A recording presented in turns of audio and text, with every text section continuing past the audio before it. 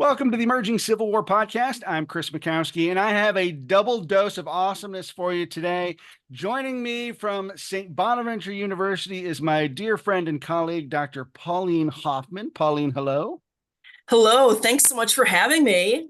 Great to have you with us. And the other half of our dynamic duo today is ECW's Chief Historian, Cecily Nelson Zander from the great state of Texas. Cecily, how are you today? Good, and fortunately in Colorado, so I'm not Oh, suffering in the Texas heat. well, see, look at that, Yeah. So it's hard to keep track of you. So when Cecily's been moving around all summer doing all these different appearances, she pops up like a whack-a-mole and then disappears. And so I sort of need a scorecard to keep where she's at in any given week. So Nice to yeah. not be in the heat. We had that, a couple weeks ago or a week ago. Yes. Ugh. Mm. But I've asked these two fantastic folks to get together today to talk about a new book that Pauline has written called Fake News, Witch Hunts, and Conspiracy Theories. And it's something that, as someone who teaches in a school of communications, is near and dear to my heart, near and dear to Pauline's heart, but it also has some real interesting applications in the field of history as well. And because this is something, this idea of information literacy is so important to all of us as consumers, I thought it'd be a good idea for us to get together and talk about it. So, Pauline, first, tell me a little bit about how you put the book together, and then we'll sort of talk about defining some terms. Sure. Well, initially, this started from my LinkedIn newsletter, honestly. So I've been writing a LinkedIn newsletter about the infodemic. And the infodemic is essentially the pandemic of disinformation. So anything we're seeing out there that's just not true, or maybe started with like a little kernel of truth and then just kind of went haywire. And I reached out to a publisher, through sort of a networking group, and we came up with kind of distilling it into three different categories. So I had been writing about the infodemic rather generally, and they sort of said, okay, well, let's talk about fake news specifically, because that's a topic we hear a lot about. Witch hunts, which we're also hearing a lot about, but I think in a bastardized way. And then conspiracy theories that I think people go down this rabbit hole of, untruth, and then that becomes their reality to a certain point. So I can define those pieces. Yeah. So Let's. fake. Yeah. No, go ahead. Yeah, because I think people aren't quite necessarily sure about what information, misinformation, and disinformation are specifically. Oh, I'll tell you the difference there. Essentially, it's intent, because it could be the same piece of information. So let's say, for example, Chris, you and I know each other very well. I'm going to share some information with you. I've decided I'm getting some gain from this. Maybe someone's paying me to be evil or to lie. Maybe I just decided I don't like you, or I want to screw around with you in some way. I'm getting something. I'm getting power. I'm getting money. I'm getting something. So I share with you something that is completely made up. You knowing me, trusting me, I'm part of your group, maybe you know my credentials, you're thinking, wow, if Pauline is saying this, it must be true. And then you share this with all of your friends. So I've created disinformation. You're sharing misinformation. Same piece of information. It's just really the intent is what distinguishes it. Now, generally, when I talk about any kind of misinformation or disinformation, I like to use the term disinformation because I think it gives it a bit more of a cachet, or makes it seem more important, because I think it's so important, whether you're doing it intentionally or you're doing it not intentionally, you're still sharing something that could really be harmful to people. So that's generally the difference between disinformation and misinformation. Fake news literally is just any news that's not real. So I could say fake news is disinformation. It has the term been absconded to mean anything that I tend to not agree with, which is not necessarily true. Witch hunts, on the same note, that term has also been kind of absconded as well to mean you don't agree with me, or you're ridiculing me, or you're accusing me of something. It's a witch hunt because you clearly don't know what you're talking about. You don't agree, and you want to kind of cast aspersion on me in some way. Now, traditionally, witch hunts were quite literally hunting people who were considered to be witches, who for the most part, were never actually witches. They were just primarily women who, had the misfortune of being popular or powerful, or had some kind of, were leaders in some way. And of course, the people in charge don't like that. And conspiracy theories are any of those ideas that really get you kind of out of reality, so most conspiracy theories, I would argue, start with maybe a little kernel of truth, maybe a bigger kernel than others, but then they just kind of blow up, and you get to a point where if folks are believing conspiracy theories, there's not much you're going to do to get them off of that path, aside from maybe some kind of odd intervention, because they're in a world that's not ours. Like they're in their own little bubble, in their own little world, and it's not necessarily a reality that you can get people back from. And it seems like some of those are sort of self-perpetuating or self-defending um, frameworks for looking at the world. Like by accusing someone of conducting a witch hunt, you're basically trying to undermine an attempt to fact check you or to hold you accountable or something. So you're basically saying like your attempts to negate what I'm saying are themselves invalid. Exactly. And then think too what we historically think of witches. You know, you think of witches as these sort of satanic, evil, again, primarily women who are out to get you. You know, so if you're going to label me as a witch, or I'm going to say to you, this is a witch hunt, you know, it's almost like I'm denigrating you to a point too, the person who's accusing. And then conspiracy theorists sort of construct their own reality, and hard to kind of break through that. And Cecily, I'm going to bring you in a second here because I think you and I both know of a grand, long 160-year tradition of conspiracy theory. But like, how do you break the shell? Because that just like you're not working with the same set of information or vocabulary or anything. And I often counsel people on how to talk to people who might believe disinformation. Conspiracy theories are in a whole different category, because the problem with that is if you bring them any evidence, they counter that with asking for more, like they move the goalposts, right? So they're asking for more information. And one of the best, and I don't know if you guys are familiar with this one, but Tiffany Dover, and there's a great, I shouldn't promote another podcast, but there's a great podcast, Tiffany Dover is Dead. Tiffany Dover was one of the first nurses to get the COVID vaccine. And she had the misfortune of fainting on camera, but she fainted off camera. So she disappeared, came back, and of course she was replaced. The conspiracy theorists are all thinking this is not her. But then what happens? They see her pictures on Facebook, and the conspiracy theorists say something like, well, her hair color has changed. She looks like she's heavier. Well, a stylist in pizza. I mean, so they keep moving these goalposts in a way that it makes it almost impossible.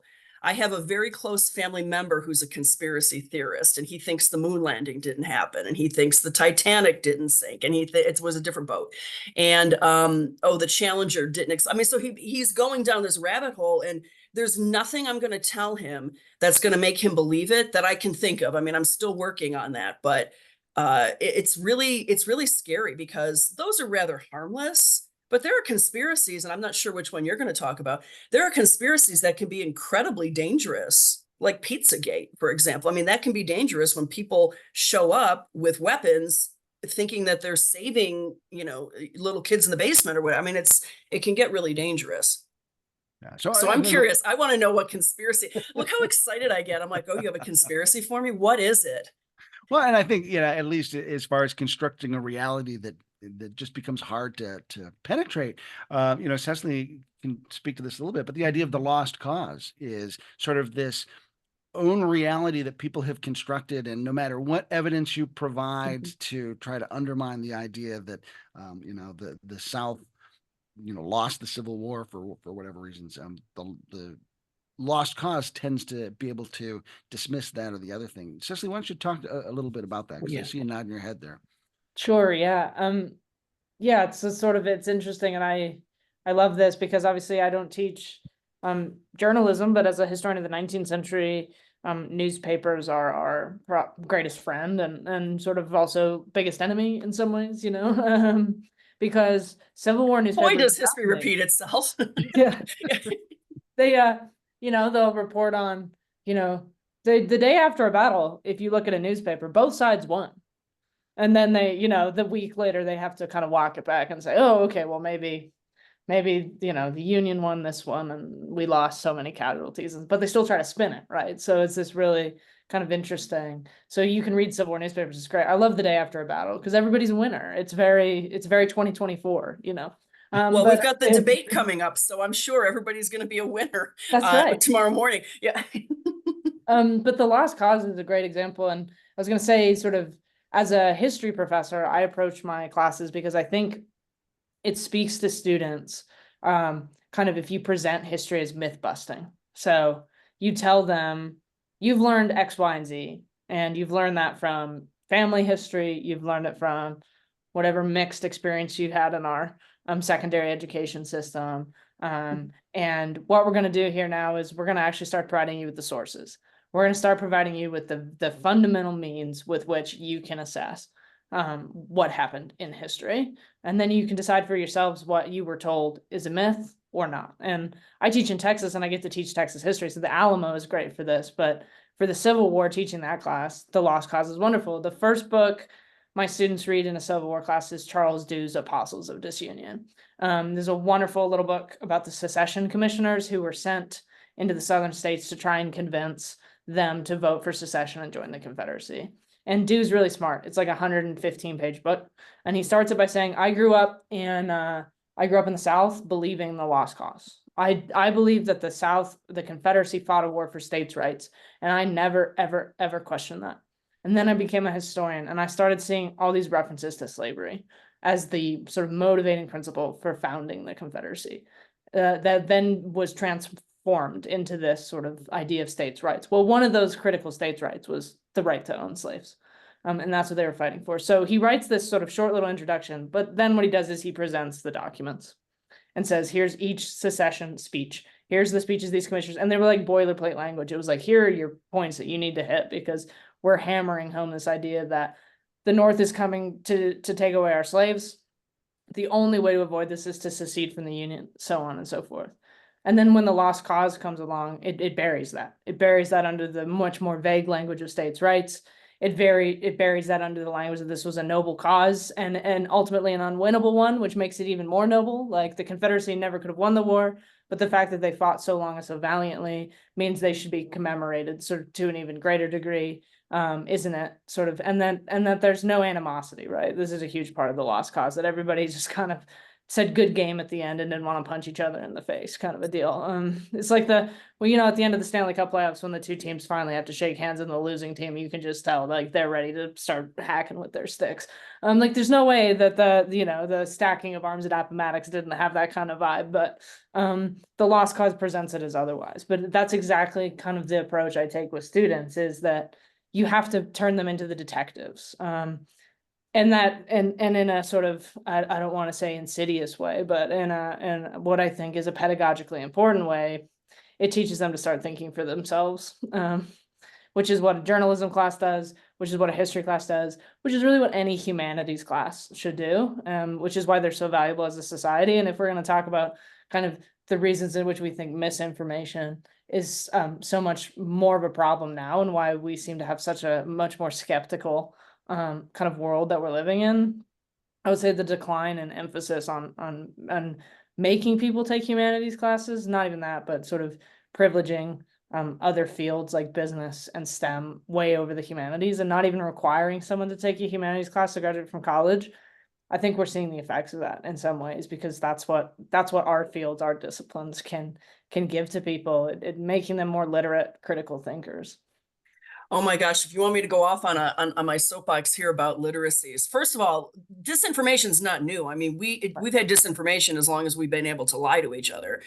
I would argue that with social media and some of the other technologies and with AI now, that it's going to get probably progressively worse, and which makes it more important then to figure out, okay, how do I know what's real and what's not real? How do I know which media is lying to me or not?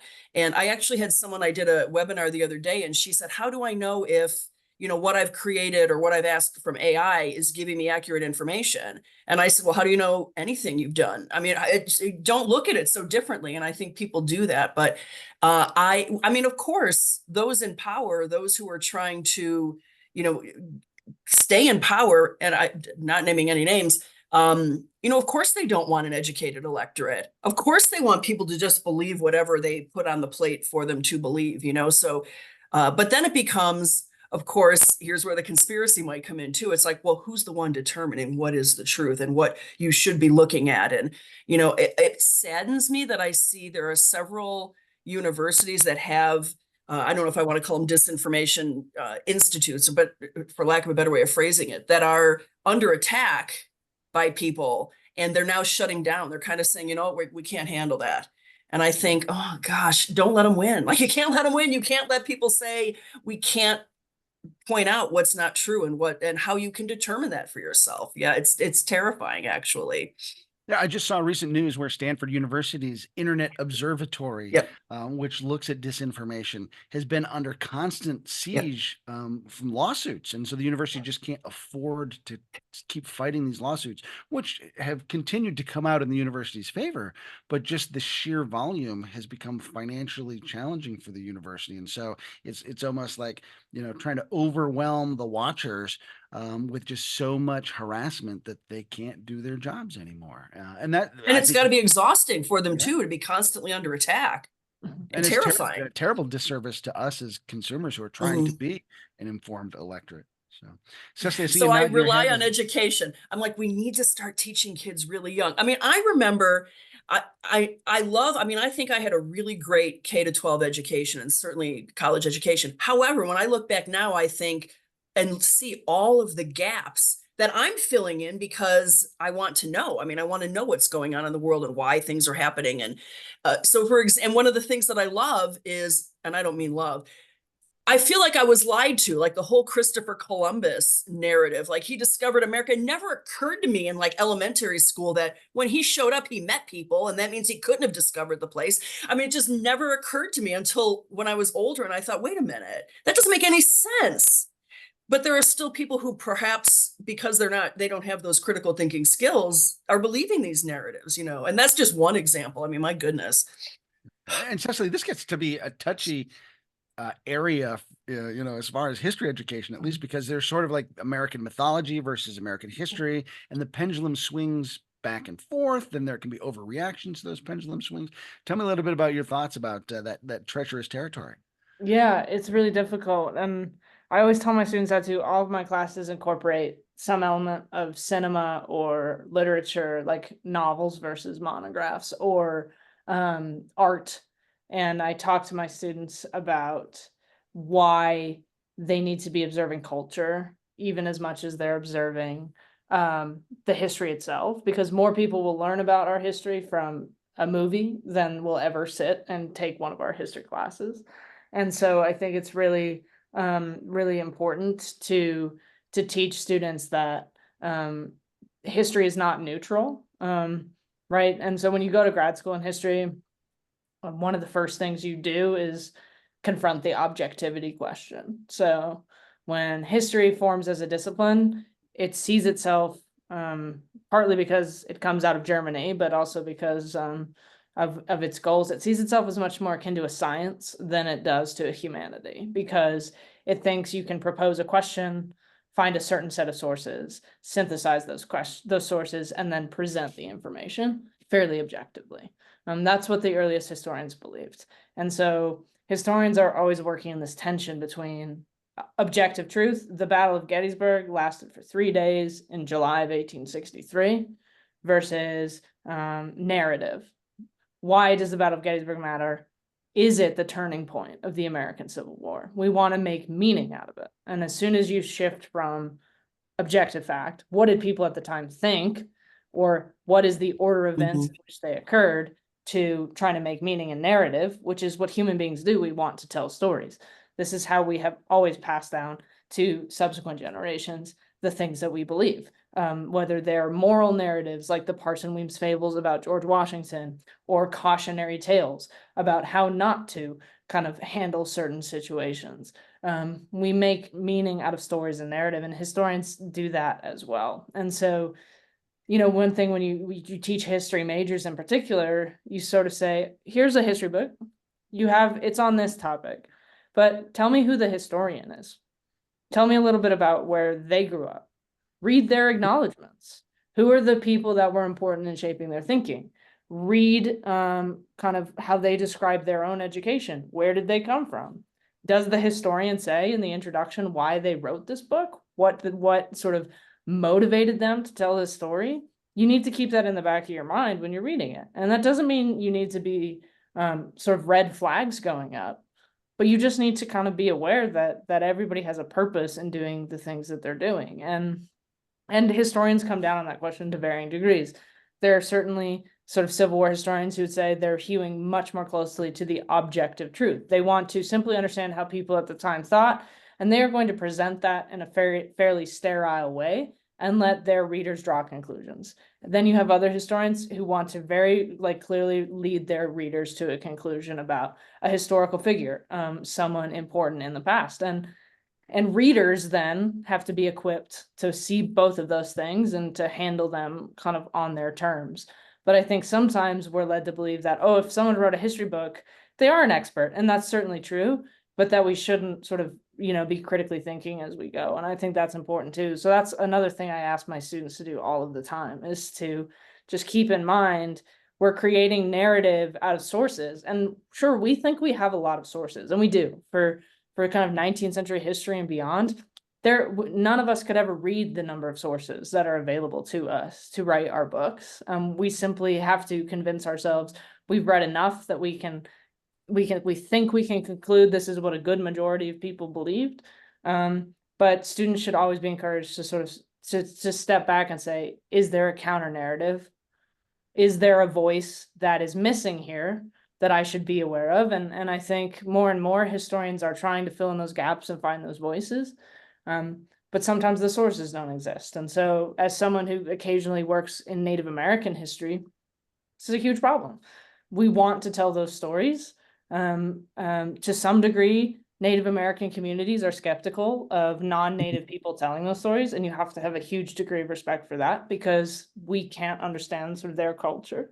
But also the sources are limited when we are a field that really relies on the written word, and we are distrustful of things like oral tradition and different kinds of sources, which we probably should be more open to, but it's this constant evolution as well. And so this is the real joy of teaching history, is that you can get students to think about all this stuff, and it just lights their brains on fire, and that's what makes it so fun. For them to kind of look around and start seeing their world, and they come in with new questions and they want to know more about context and what's going on.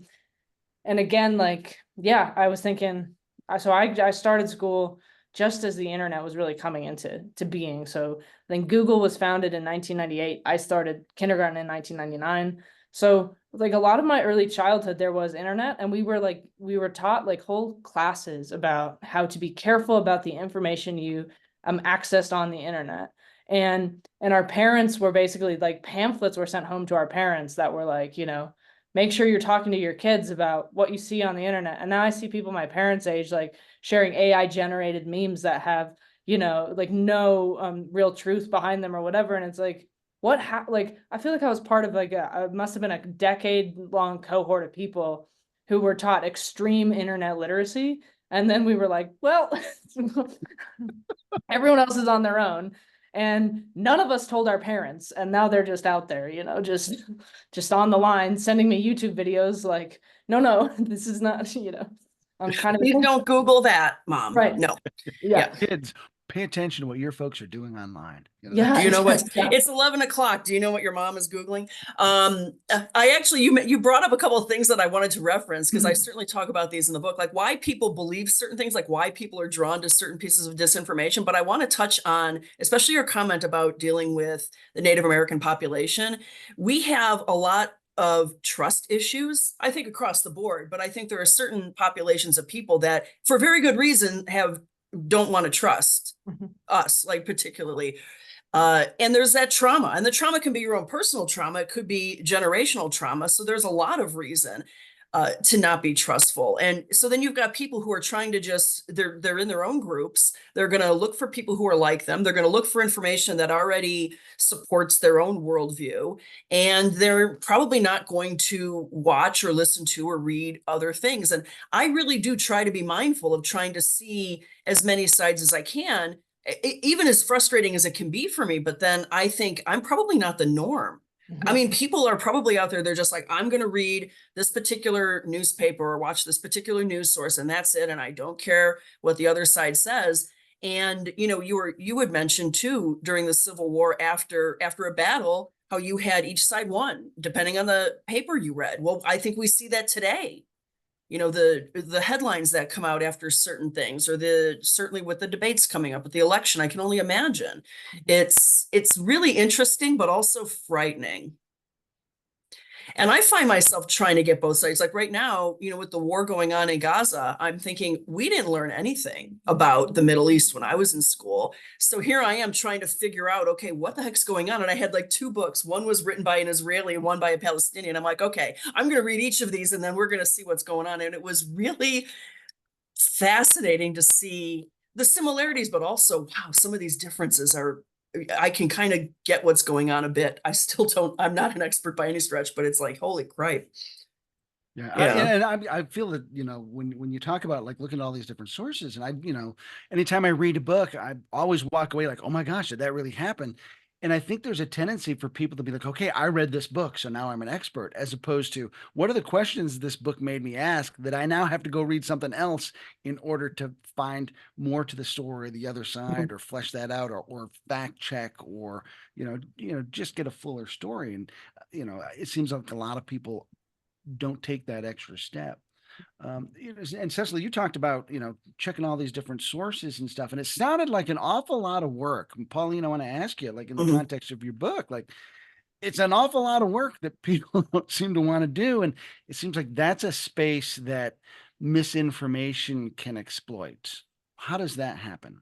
Oh, I tell people the people who create disinformation and misinformation are doing all the right things, minus the evil and lying. Like they know exactly who their audience is. They know exactly what is getting them. Are they fearful? Are they anxious? Do they just want something simplified? Because not everybody has the time or the inclination or the curiosity that we do. And they also know how to reach those people. Is it social media? Is it the church? Is it, whatever it might be? So they're doing all of the right things and they're really well organized. So we just need to fight the same battle the same way. We need to make sure that we're building trust with our audiences or whomever we're speaking with. But at the same time, we have to recognize that not everybody's going to do. I mean, I can give you a list of all the things you should do, and I can give you a list of all the places I think you should look for information. But if you don't have the time to do that, what I can't expect that you will. If you don't have the inclination, if you just want to believe. So that's where it becomes difficult. So I usually try and coach people through the holidays, right? Because when you have Thanksgiving and Christmas and so on, you've got you've got the drunk uncle or in my case, the conspiracy theorist family member. It's okay, well, how can I get through this holiday? And some of it is, how about just let them rant? I mean, you don't have to solve every problem if you don't think you can solve the problem, but do you have information that you can share? And do you know what information is going to be beneficial for those folks too? I want data. I mean, you know me. I want you to come at me with numbers. Some people might want a story. And we were joking. Cecily, I'm wearing my t-shirt that says your anecdote is not evidence, except when it kind of is, right? So if your anecdote is based on actual evidence and so on, share that story because stories are what people are going to respond to. But you have to be mindful that, and I look at especially our present politics, do people have the time? Never mind the inclination. Do people have the time?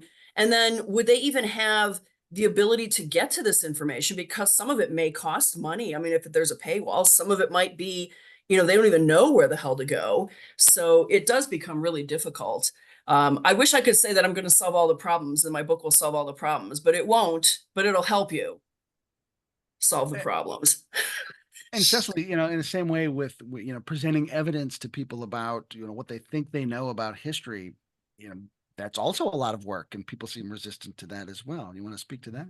Yeah, I mean, it's I think it's good that they want to see your sources, right? They want to see your footnotes, and that's why we have footnotes. Like that is why we as a discipline, as a field, hold each other to that standard. Like if I were to come out tomorrow and publish a book without footnotes, but asserting a lot of things that I thought were true about history, a lot of people would be like, no, no, unless you can, show me your sources. And so, that's what we sort of train students to be really assiduous about. And we tell all historians, even though all of us are guilty of it, to do your footnotes as you're going along instead of writing a note that says, go back and find this later, which we've all done. And then we're like, that's missing. It's gone. It's special orders 191. It's gone forever. We're never gonna see Maybe that. I've done that too. Yeah, me too. So do it right the first time. That's our advice for writers.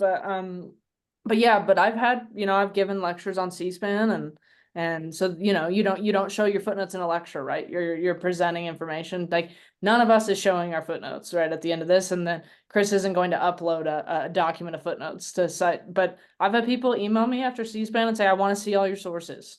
And it's like, well, I mean, I can tell you I was credentialed by my university. I was offered a job by another university based on those credentials. I'm allowed to teach these classes on the assumption that I am presenting that, to the best of my knowledge, true factual information. And that is what C-SPAN recorded. That is, you know, and when I write these lectures, yes, they're based on books and they're built on the work of other scholars and my own reading. And I'm using quotes from the sources, but I'm not presenting you a footnote.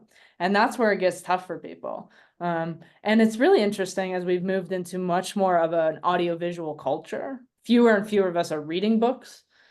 So fewer and fewer of us are actually seeing those footnotes. I think a long time ago, we would have expected, you know, it was not a surprise to like see people cite their sources, you know, or quote their source, even if it was anonymous, like in a newspaper, right? Like when you're a journalist, you have to give your sources too. But in an audio-visual kind of culture, I don't hear people like, you know, citing their sources when they appear on a podcast or give a sort of, or a talking head on one of the million news shows. And so I think we've developed a culture that's less accustomed to having people cite their sources and less accustomed to holding people accountable for them. Not that I'm saying I want more emails demanding that I, you know, send my sources to, like, I promise I've got them. But it is, I think, worthwhile for us to maybe think about, you know, maybe we need to get back into the habit of checking our sources. And it seems like you articulate what I think is a really important point that the Pauline talks about in her book a little bit too, is that like, on one hand, you're saying, I have a level of authority, trust me. Okay. And Pauline talked about trust a second ago. And so people then will trust you or not because you have these credentials. But people who spread misinformation or disinformation, particularly, also are basically saying, trust me, here, I'm going to tell you something, assuming you're not going to check the sources, and then exploiting that very level of trust that is so important in the context that you're talking about. Pauline, you know, thoughts about that exploitation? Oh my gosh. Well, first of all, one of the assignments I'll give in one of my classes is students to find a really bad data visualization, because I talk about how, you know, you can do this better. And one student found this, I don't even remember who this guy was, some guy who was quoting data from the CDC. So, okay, the CDC is a reputable source, generally speaking, of data. But I'm looking at the data and I'm thinking, that doesn't look right to me. Turns out he just made this up and said it was from the CDC, right? So he's spouting this, and I'm thinking, someone's going to read this or listen to it. They're going to think this is actual data, because they're not going to go back to the CDC, you know, website and try and dig this up from the archives or whatever it is. They're just going to say, wow, this guy must know he's got this information from the CDC. That's dangerous. We have the disinformation dozen. There are 12 people essentially who spread like 70% of the disinformation about vaccines specifically. That's ridiculous. But if you look at their sites, they're really sleek. They're professional. Like, again, they're doing all the right things minus the lying. So you do have that that reputational thing. And it only takes, honestly, it takes just one person. We can probably all think of an example of one person who's really kind of tainted whatever our industry, right? So it takes one journalist to really screw up and plagiarize, and then immediately your whole newspaper or your whole news operation is tainted by that one person. Well, guess what? Every industry has that jerk. And I'm sure there are probably historians that it's like, oh God, why did this guy have to do this, or this woman have to do this now? They're going to think that we're all a bunch of crap. And what I find interesting, there's actually a comedian, I wish I could remember who it is. He talks about research and how people will say, do your own research, do your own research. He's like, well, at a certain point, I don't know how to. At a certain point, I need to trust that if I'm talking to a doctor, that person knows something about healthcare. If I'm talking to an historian, that person knows something about history. And he actually was saying, like, I'm not going to take the time. I'm going to have to trust at a certain point. So then it's, how do you get to be that person who's at the forefront that people are trusting over this guy who's making things up from the CDC, for example? So, you know, I think that's where the challenge comes into. And I don't even know, Chris, if I answered your question or if I just went off on some kind of rant, but well, and to me, it's especially frustrating because then people, in my view, have really weird priorities as far as who they trust or who they don't. And, where you might be sitting at that, at the Thanksgiving Day table, like you mentioned, and talking to a relative whom you've known your whole life, Yeah. and they would trust a talking head on TV more than they trust you, someone they've Mhm. got an established relationship with. Of course, maybe you've done something over the course of those years Well, to what's not be worth the interesting, trust, but what I found, I actually did this because my brother's not going to listen to this podcast because he won't even read my book. So there's that. So I know he's not going to hear this. He builds houses, really talented house, but my niece, his daughter is a medical doctor. So he's very anti-vax. Well, her husband actually is starting his own building business, and he comes in and he thinks he knows everything. So it's really annoying for my brother. So I actually said to him one day, I said, is it really? It's really annoying that this guy who doesn't really know anything about this is spouting all of this information as if he does.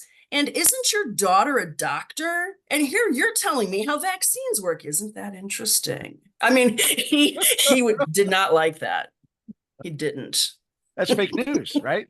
That's Right. fake And I'm news. just like, here you go. Like, it really is frustrating for you when you have this level of expertise that you have and it's legitimate, and someone's questioning it. Yet, don't you think that your daughter is feeling the same way? She's a medical doctor. Just like, Cecily, you're a historian. You have this level of knowledge and someone's questioning it. You're like, I have these credentials. This is what I can do. Yeah. How do you respond to that, Cecily? In when someone comes to you with that sort of, I would say, nonsense? So I think you know, uh professional historians have the challenge of having to know a lot about a lot. Whereas hobbyists or folks who read our books, like there are folks I encounter, they just read Civil War history books. I have to read my Civil War history books. I have to read sort of environmental history books. I have to read my Western history books. Like I have to be able to teach 8 or 9 different subjects feasibly, as well as the entire survey of US history. So I have to have a broad base of knowledge. And I haven't spent 15 years reading about the 148th Pennsylvania at Gettysburg.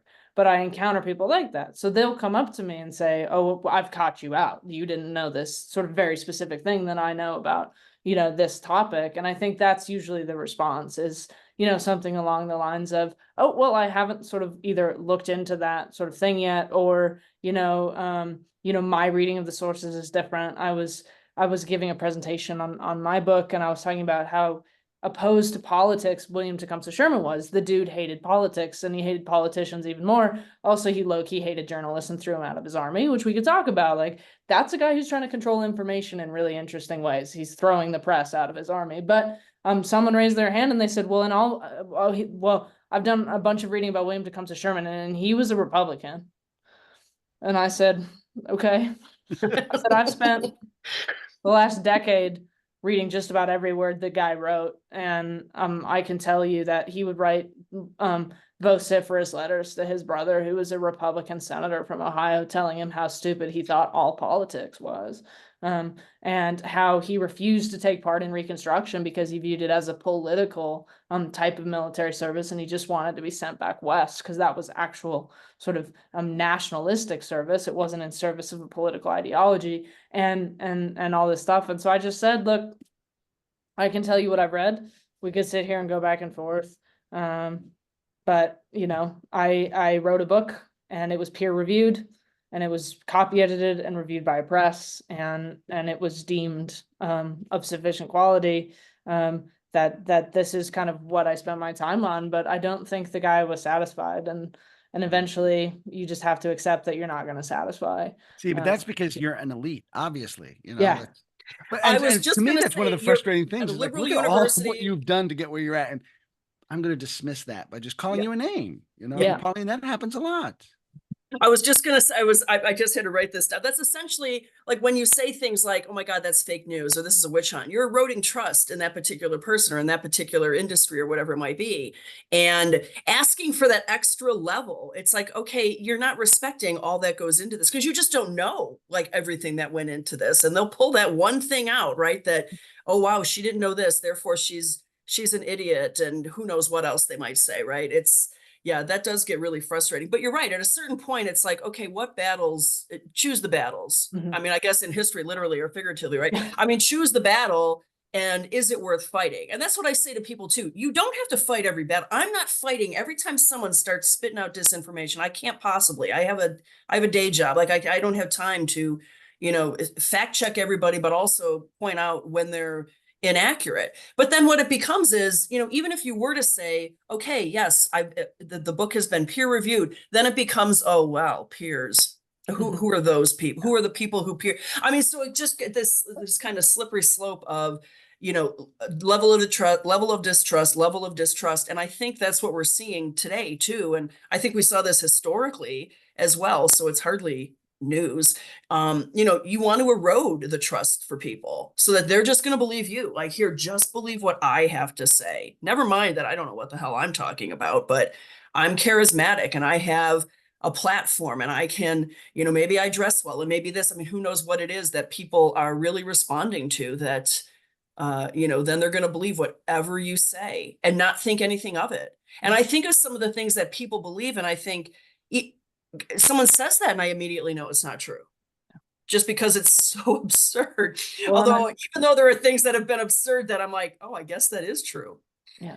Well, Chris has done he's tried to get our writers at ECW to think more about how much context we as historians can provide to contemporary. And I think a lot of our writers are hesitant. So like when Colorado said that Trump couldn't be on the ballot, all of a sudden you started hearing online, well, Abraham Lincoln wasn't on the ballot in the southern states. And I was like, and I got really annoyed because I was like, no, voting was fundamentally different. It did not function the same way. He wasn't not on the ballot. They just didn't send ballots because they knew he was going to get any votes. It was a waste of paper. They were environmentalists. Good for the Republican Party of 1860. Like, so I wrote this piece for the ECW blog, but sort of Chris put out a call. And it's funny, I think there are a lot of historians, and I think for various reasons, like, and ECW is great because we have a mix of folks who work for the government and maybe can't comment or different things or different points in their career. But I think it's also incumbent on more established folks to write those pieces and give that context, because that's like a public service that we can provide as historians. And I almost wonder if the more the public sees you doing that is sort of taking the time to offer context, to break things down, especially contemporary things, and put them in the context of the past. I think that's why a lot of people come to history, really, is they're trying to understand how we got here. And I think that a lot of historians use history to sort of grind axes or espouse ideology, but what if we thought about it as a way to illuminate kind of really fundamental questions that people have about our country and the way that it functions? And I think we've tried to get folks at ECW to think more about that, but what if experts came not as prescriptive, but as sort of descriptive? What if that was our kind of approach? Would that make us slightly more accessible or seem slightly less ivory tower, as if we weren't sort of sitting there professing, but explaining and contextualizing? Is that the better approach to sharing information? Yeah. And I also love that. Oh, sorry, Chris, go ahead. No, I just get the idea of giving people something to think about rather than telling them what to think. Pauline? Go ahead. No, I also find it interesting that people have a very different view sometimes of even more recent history, right? Like they've painted it as this really fantastic period. And, like, let's go back to the good old days. I'm like, well, how far back you want to go? Because I still want to be able to vote. Like, I mean, where are we going? And, especially when I go to some of these, living history museums, it just seems so idyllic. And I'm like, there was nothing idyllic about this. It was really difficult to live in certain times. Like, please don't take my cell phone away from me. I mean, and I also think people need to put that in the context. Like you mentioned, Cecily, it's okay. You can't judge history by today necessarily, because it wasn't the same. Things were different. They did things differently. We have changed things, and people have also changed beliefs, so we could get into a whole conversation about, should we be, anyway, you can edit that out of the podcast. I like how you say, like, you used to want to be able to vote, and I always say, like, I like my indoor plumbing and my antibiotics, Yeah, and so I love Zyrtec. yeah, and I love being able to vote. Like, I like that. I like that I can own land too. I mean, that's super. I like that I don't have to wear a corset. Like, yay. Yeah. And I don't step in horse crap when I walk out of the street in front of my house. Like, Right. that's Well, ideal. I do. I have the Amish who live nearby, so I might have horse crap in my front yard. But yeah, exactly. Like, I don't think people realize, some of these things when they say that. It's like the past wasn't as idyllic as you see. Well, maybe for some people, I shouldn't phrase it that way. It but was like, so I much think smellier, so much. always so much smellier, so much smellier. You're right, Cecily. So much But I even think like, disease. people look back to, like the Eisenhower years. Maybe those are the good old days. But like we never remind folks that like people were practicing duck and cover under their desks at school. Like Right. even the rosy times weren't all rosy. So it's sort of what we choose to believe, what we pick and Mhm. choose to believe versus maybe that fuller picture, which I think speaks to the heart of what you're talking about in the book. Pauline, I Yeah. really liked your comment a few minutes ago about, you can't fight every battle.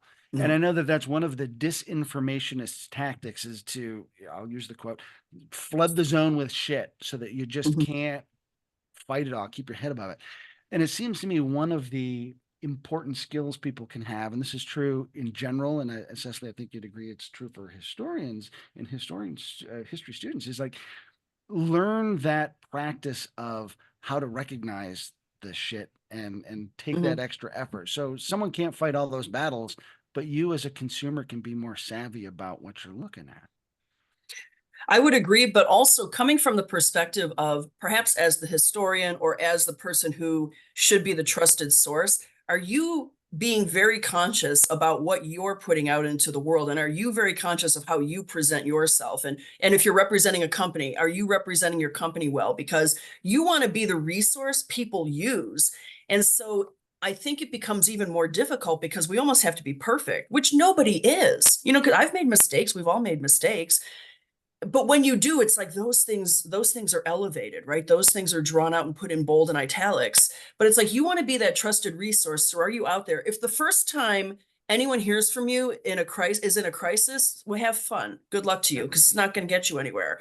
So you need to be, are you that resource? And that's one of the things that I'm really trying to do with this book. Like, I hope people can look to me as a resource because I'm transparent. I'd like to think I'm fairly authentic. What you see really is what you get. But I also, when I make a mistake, I own it. Like, I wrote a piece on my LinkedIn and I screwed up the name of somebody. Someone called me out. I'm like, whoa, whoops, you are correct. And I immediately in the next newsletter, I'm like, made an error. Thank you so and so for calling it out. This is the information, blah, blah, blah. And you have to be able to be transparent and truthful like that. And I think if you want to be that resource that people turn to, God, you have to work for that and, try and establish that trust. And I think, yes, we want to encourage people to know what to look for and how to do that. But boy, if they can trust you, because the disinformationists are doing that, right? They're the ones, they're building that trust. They're getting people to like them for whatever reason. So get them to like us instead. Except lies are sexier, right? I mean, so that's when we think about sex selling, like lies are sexier. Like, me saying, no, that's not true is not nearly as sexy as, oh, have you heard this? So maybe I Well, need to phrase all of my information has to be, have you heard? well, and I think that speaks to that idea that, misinformation can lap the globe 8 times before truth has a chance to put on its pants, Yeah. and get ready to go out the door. So always be wearing pants. That's the That's the lesson, takeaway. right? Don't take your pants off. So as we get to start to wrap up here, and we've been talking about the book "Fake News, Witch Hunts, and Conspiracy Theories" by Dr. Pauline Hoffmann. As we get to ready to wrap up, Cecily, any final bits of advice that you would give folks, either within the history context or in a wider context, about just being more conscious about misinformation? Yeah, I just think always, I guess, when I talk to my students, it's always an important question to ask yourself, like, is this piece of information I'm reading, or is this sort of this take on history, this narrative, is there someone it's possibly hurting? And if you can identify that there's a group that is being made a victim because of this, or is being perhaps maligned or called out, and it seems to you that that's wrong, I think we all have a generally good sense of empathy. I'd still like to believe that Americans can sort of cultivate that. Then maybe you should think about sort of more deeply what you're reading, sort of and going on about, and if it seems especially aggressive, or like they're really harping on kind of a certain point, that's something we should be aware of. So if it seems to you that when you're reading something, there's not neutrality.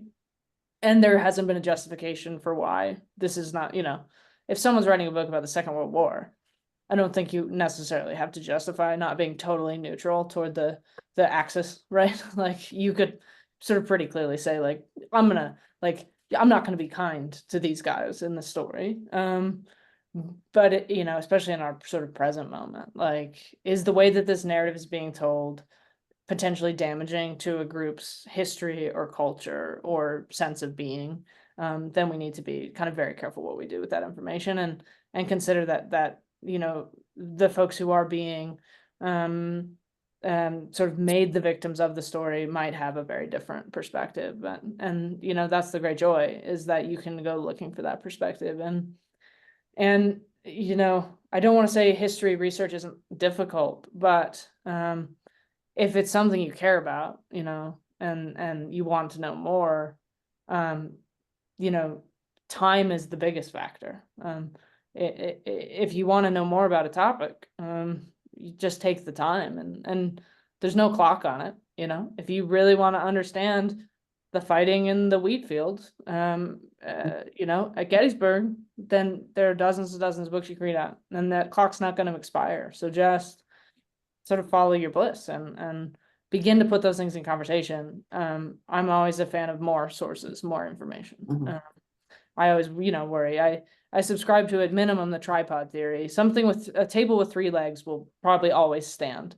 Table with 2 legs is a bit wobbly. A table with 1 leg, but a table with 17 legs, that's not going anywhere. Even when my dog runs into it full sprint in pursuit of a ball, right? So, that's what I always think about too, is like, can you find more kind of legs or whatever, you want to prop up your kind of understanding? But those would be a couple of my thoughts, I suppose. Awesome. Pauline, final thoughts. Oh God, final thoughts. You want me to have one? Well, keep your pants on. Right. Care before you share. And I'm stealing that from the Newslit project. So newslit.org, they have great information for folks. But also, and this is something that I try and stress, if you start approaching people as they're stupid, no one likes to be called stupid. So, but at the same time, make no mistake, I have been in front of people and I've thought, God, you got to be the dumbest person I've ever met. But then I have to check myself and say, just because they don't know what I know doesn't mean they're stupid. And I try to really understand and get into their head, like, why are you believing this? Where did it come from? And I want to make sure that I'm listening and hearing them, right? Because there's something famous, like journalists love to say, I'm giving voice to the voiceless. And I've been railing against that, because it's like, no, people have a voice, you've just ignored them. So perhaps listen, hear, try to be empathetic, try and understand where they're coming from, and then also check your own biases, because sometimes we might be wrong, and maybe they have information that we don't have, and we're the ones who don't have the correct information. So I would say that no one is stupid. Stop thinking that. Don't automatically paint it as a partisan issue, because there are so many other reasons. Establish trust and care before you share. Yeah, certainly, as soon as you start by insulting someone, you turn them off. So they're Done. Done. Maybe you feel better about it, but it doesn't really do anything to advance the conversation. And I do sometimes feel better about it when I. And I think that'd probably be my bit of advice, or relates to my bit of advice, is that old adage, like, never type an email when you're angry. So much disinformation is predicated on eliciting an emotional reaction, and so it's Mhm. really easy to hit the like or the share or perpetuate that. And so, like, take that time out and get away from that emotional reaction, That rush to judgment. Yep. yeah, that rush to judgment, and approach things with cooler heads before you kind of jump into stuff. So the book, again, is Fake News, Witch Hunts, and Conspiracy Theories by Pauline Hoffmann. You can find it on Amazon. I attest to its awesomeness because I can attest to the author's awesomeness. Cecily, thanks for being with us today. Always This a was pleasure. fun, y'all.